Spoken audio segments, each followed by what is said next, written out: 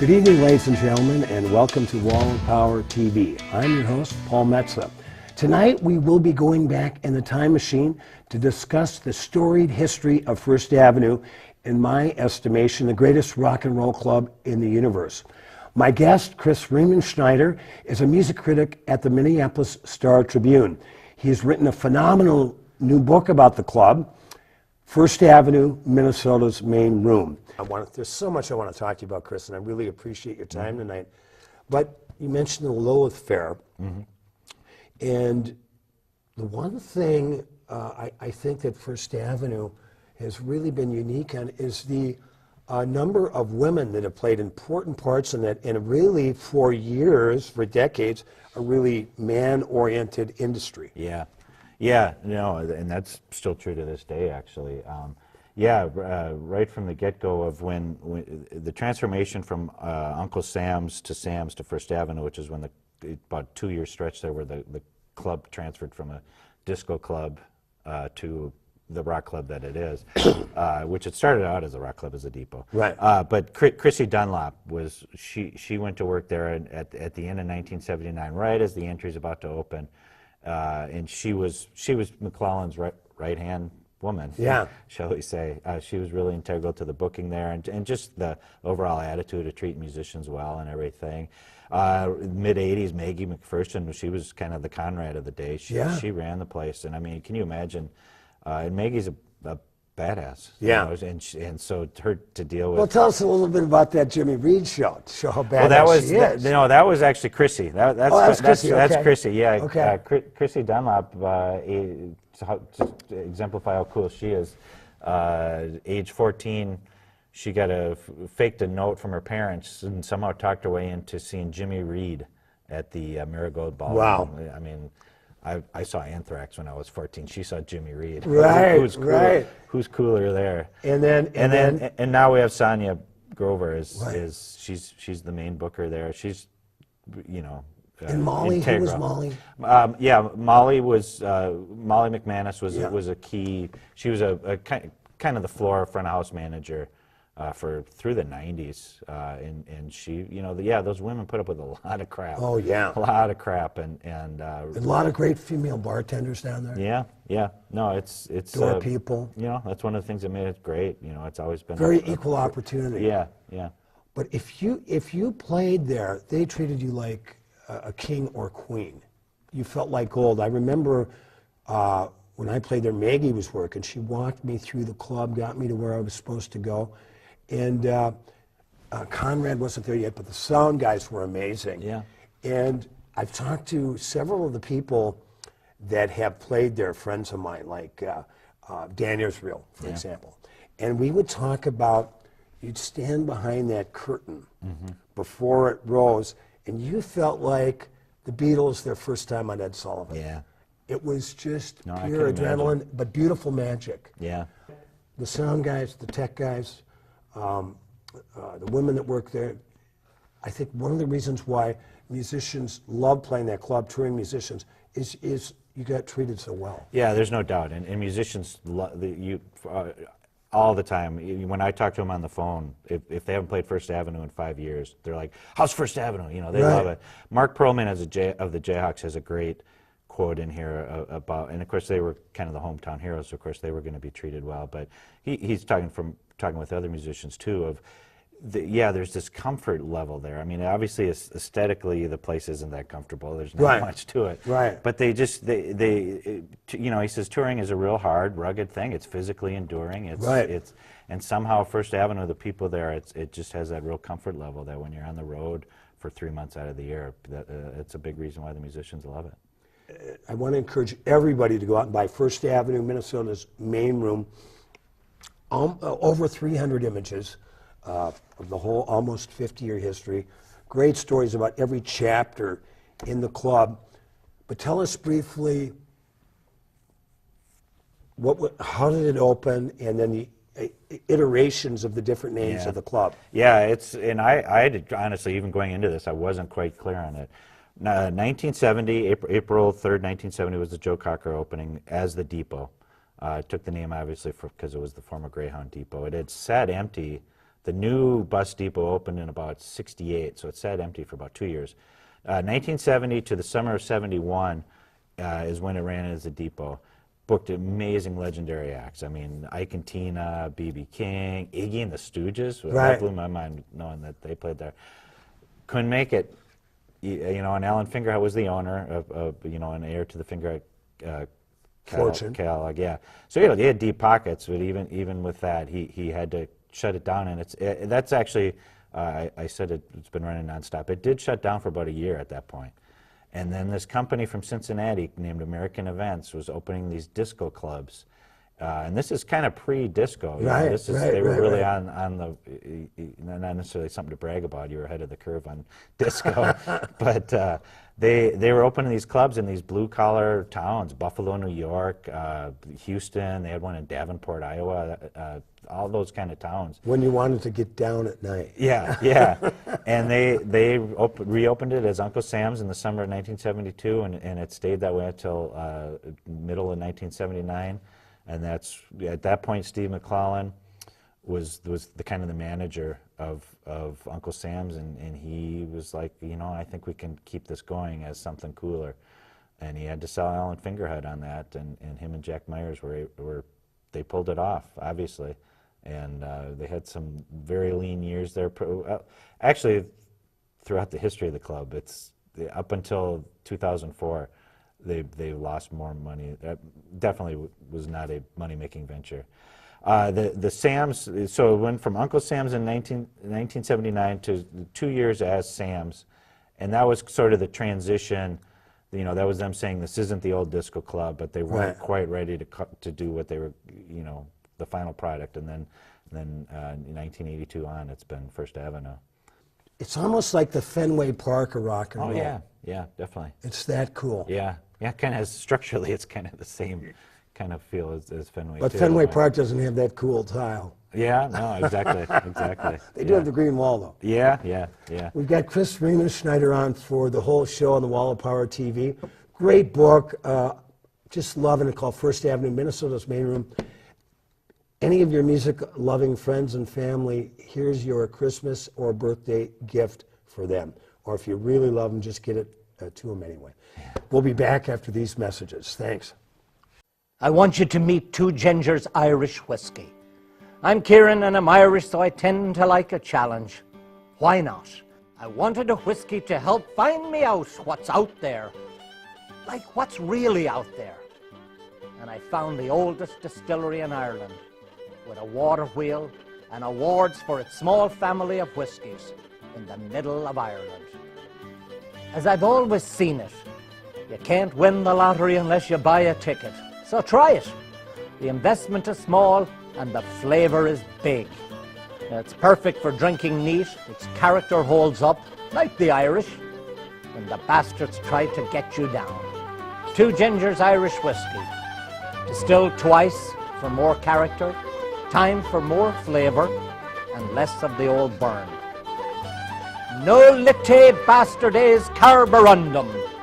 Don't let the bastards get you down. What can you do with so much space?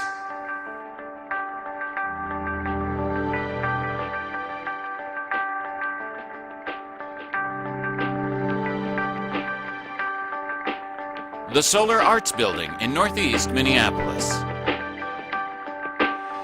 A masterpiece of exposed brick, wooden beams, hardwood floors, and natural light, this unique multi-use space is perfect for a variety of events. To literally top it off, there are over 100 solar panels on the roof, making the Solar Arts Building self-sustainable. You've got the need, we've got the space. The Solar Arts Building, 711 Northeast 15th Avenue in beautiful Northeast Minneapolis. Give them a call at 763-234-5069 or send a message to mike@solarartsbuilding.com. Hi, welcome back to Wall of Power TV. I'm your host, Paul Metsa. My guest for the whole show tonight, very intriguing guy named Chris Riemenschneider. Chris, I was, paging through it. I haven't had time to read the whole book, but I've, the pages I've read, I've loved every one. But there's some great stuff there about Lori Barbero. Yeah. Babes in Toyland, right? Yeah. So they're just getting started.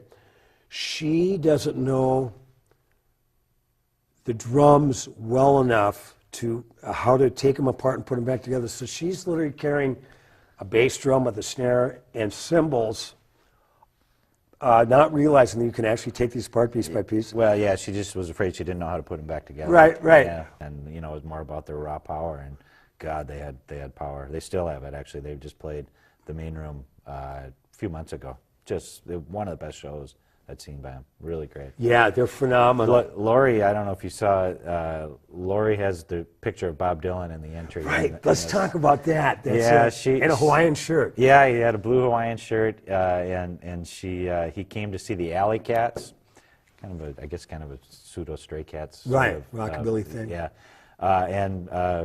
you know, he was, you know, everyone's Bob Dylan's here, and Lori goes up with the camera and snaps a picture and quick runs away, and she got it. God love her for proof. He had been hanging out there since the Depot era. There's a story the night Zappa played with the Burrito Brothers opening up. Wow. Jeez, yeah. I mean, and Bob was there, and in the garage behind the club, one of the employees at the time was parked back there and had to kick Bob. Bob Dylan was sitting on the bumper of his Jeep, and it's like, sorry, Bob, I gotta go. You know, talking with the Burrito Brothers or whatever. So he had been showing up there, and they had him booked. He was playing smaller venues. He did what was it, the Riviera or Vic in Chicago, or one of those, or no, the Aragon. I don't remember. But right. Anyways, they had him booked at First Avenue at the same time, and they even had tickets printed up, because there's a ticket in here of the proof that he was booked, but he backed out for whatever reason. I bumped into Bob Dylan, I think it was that same summer in '83. He was hanging out at the farm out west of town at the Artist Quarter, 26th and Nicollet. Hubert Sundman was playing, Howlin' Wolf's guitar player, who I ended up being good friends with because I used to book him at Famous Dave's. But I came in the club, Catching the Stars. I just did a demo tape at the Children's Theater. Yeah. So I went there to have a beer and, of course, see Hubert Sundman. And Tom Serwitz, another great music writer, said, "Oh, are you going to say hi to Bob?" And I said, "Bob who?" And he pointed over. So there was Bob with that great head of hair, Ray-Ban glasses, and two gorgeous women. So I went up and gave him the tape of Cats Under the Stars. But Dylan's 60th birthday party, I got a call, an email, to play in Turkey at a horse farm for some Dylan fanatics. And I considered it. Didn't quite feel like flying all the way over to Turkey to play Bob Dylan music, but I thought Minneapolis should do something for his 60th. So I got a hold of Nate, who I knew a little bit. We put together 40 acts to celebrate Dylan's birthday. On his birthday, May 23rd, 2001, between the 7th Street entry and First Avenue. Yeah. And because I lived in town long enough, I knew all the guys. We put together 4 of the 6 guys who played on Blood on the Tracks, including Paul Martinson, the engineer. Yeah. And 1,200, sold-out show, 1,200 people. If you dressed as a Bob Dylan lyric or song, you got in for free. Sure. And I'll tell you, by the end of the night, when they did Tangled Up in Blue, it felt like a spaceship floating up in the air. Yeah. But Nate's still working on trying to get Dylan. well, That would be cool, wouldn't it? Dylan at First Avenue. it'd be perfect. Yeah, no, and I mean, you How know, about this, if Bill? you're paying $99 for a ticket at XL Center to see him, wouldn't you pay $150 or whatever the difference is going to be to get him at First Avenue? And you know what? A solo show. Wow, yeah, I don't know if we're going to see that from Bob. No, I know, but it's one of my dreams. I wish. One of my dreams. Yeah. Let's talk about some of the great bands that played First Avenue when nobody knew who the hell they were. Oh, yeah, there's lots of them. You know, U2 is kind of the one go-to one. They played there twice. The first time they only had about 500 people there, which is amazing. What year would that have been? That was 1981. It was right when their first record, Boy, was coming out on Island Records.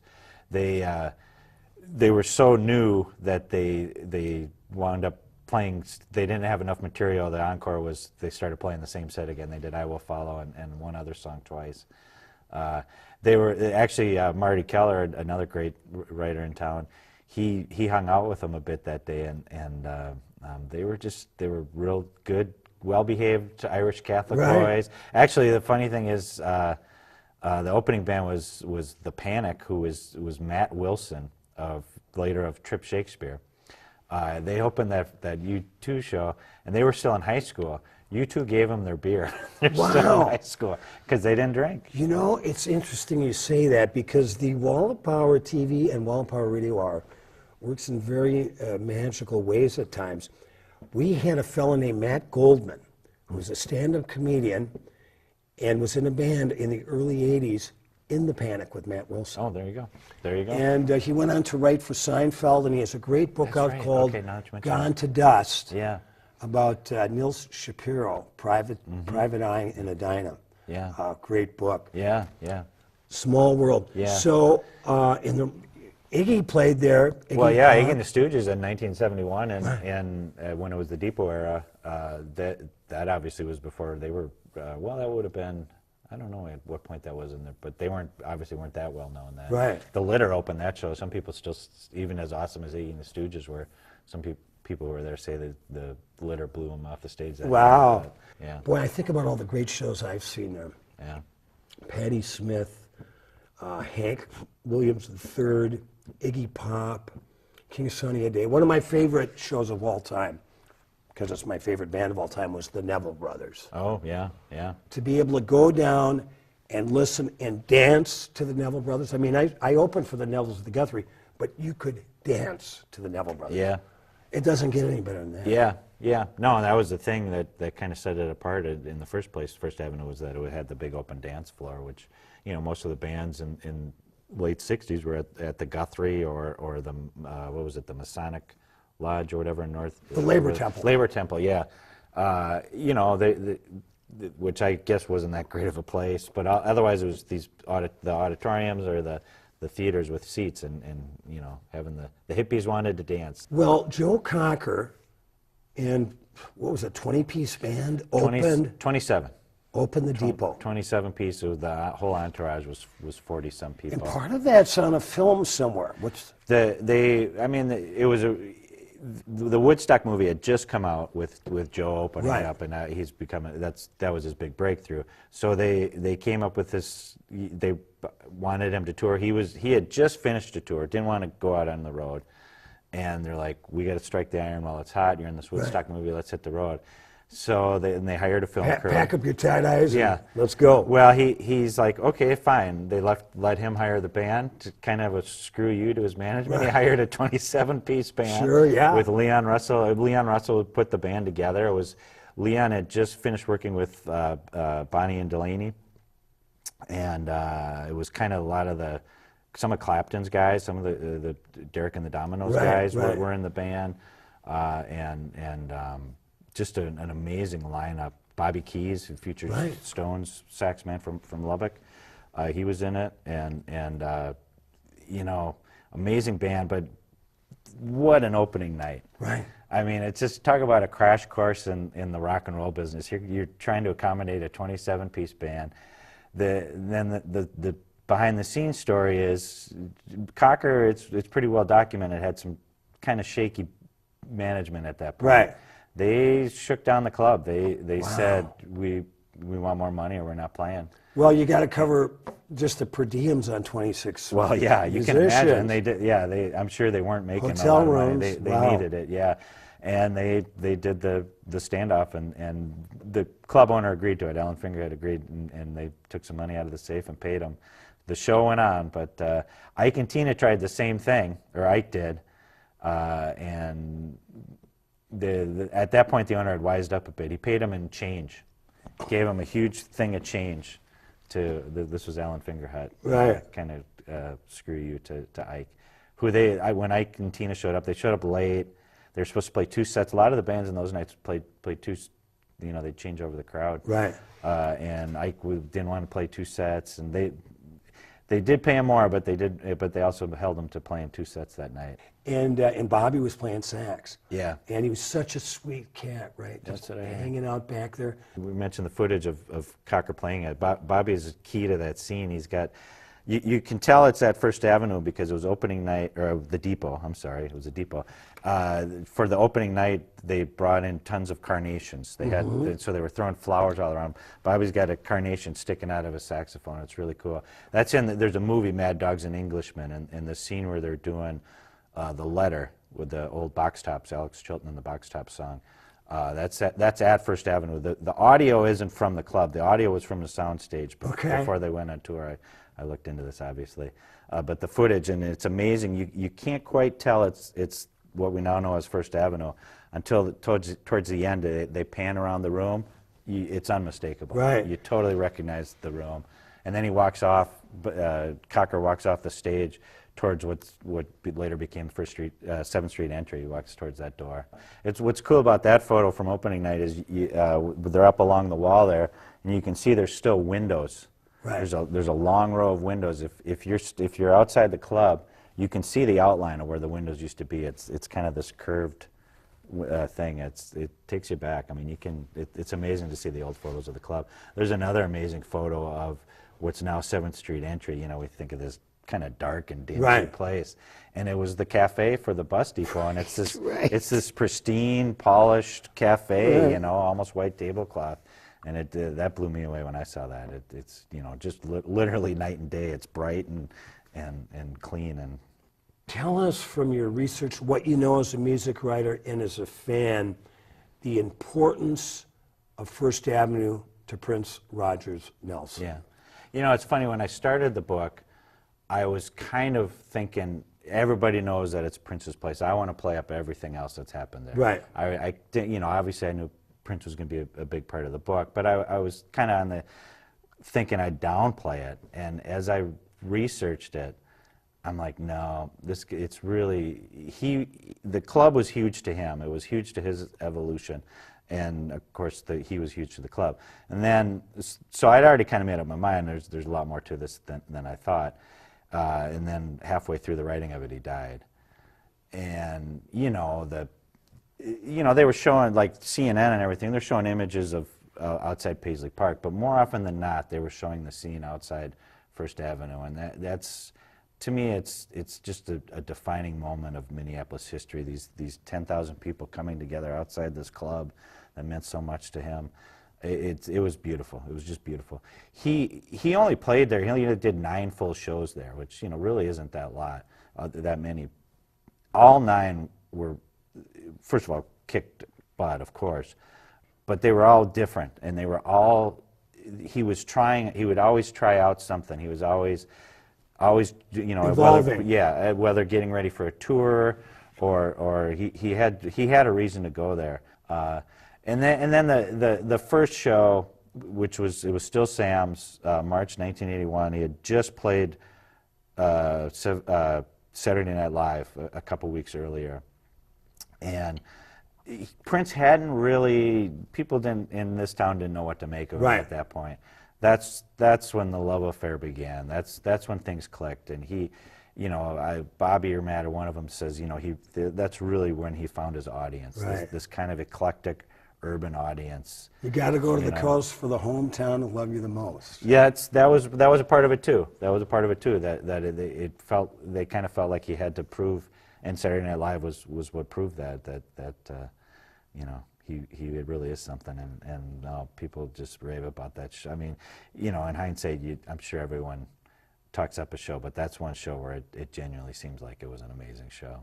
It's very obvious by reading you, and I've read quite a bit of your stuff over the years, including when you wrote for The Statesman in Austin, Texas, that you're a fan first. I'm a pretty okay journalist. I think I could do more the hard reporting and whatnot, but why would I? Right. You know, I mean, you don't want to be Carl Bernstein. I was trained. I mean, I have a journalism degree. I was trained to do that. I always, you know, okay, I can't keep doing this music critic thing forever. Well, I'm doing pretty good. Well, about 20 years into it now. You and John Beam are kind of like the Woodward and Bernstein of the Twin Cities music scene. Sure. But tell people what it actually means, if you can. You know, I've seen, God, I don't know, I have to write them down, 60, 70, 80, 100 shows at First Avenue. Used to go down and hang out with my buddy David Carr and Tom Arnold, and there was a whole nother, there's many more stories about First Avenue that aren't in the book that I could tell, but we won't go there, other than we really enjoyed ourselves. Yeah. But, Well, Tom does talk about I did talk to Tom Arnold. He's got a few in there. But, okay, well, yeah. I'll get to that. I do know he wrestled Steve McClellan. Is that in there? Yeah. With this, you know, you've had a chance to really go through almost 50 years of history with First Avenue. As a fan, as a music writer, what is it about music that makes it so special and so important, as either individually or as us all in the group called Modern Humanity? Yeah, no, it's just it's this art form that you know, it's so deep down, the you know, the good stuff, the people that really write the good songs, and it's, you know, me, you know, like my Texas years, you know, what do I have in common with a Texas country singer, you know? Right. But somehow it's universal, you know, you can identify, or a Mississippi bluesman, what do I have in common with them, you know? It's something about it transcends what our, you know, our race, our age, our background, and it really is there's this universal thing about it, and just the energy of a live performance. I mean, I still, you know, I don't really rave about a band until I see them live, you know. To me, that's key. Yeah. Great work on First Avenue, Minnesota's main room. Chris Riemenschneider, this has been incredible. We have to have you on again to talk about anything. It's just... I don't think it'll be a book for a while. But that's okay. No, I know. It Sure. takes some time. Yeah. But we can talk about, just, you know, we'll talk about music. Yeah, my pleasure. All right. I really enjoy your writing, and I have a lot of respect for you. One ask. Let's see if the Star Tribune can start covering local shows in the review section again. Yeah, that's tough. Well, how about in your I wish. City Pages? Yeah, City Pages. It's owned by the Star Tribune. Yeah, well, yeah, it is a different. They kind of run autonomously from us, but you know, if people read them, it's all about numbers these days. Yeah. You know, the clicks. Clickbait. Yeah, and if people read them, we'd certainly do a lot more of it. Chris Riemenschneider, thank you so much, man. My pleasure. Thank you. Everybody, go out and get First Avenue, Minnesota's main room, the perfect Minnesota Christmas present. I'm Paul Metsamerica. See you next week.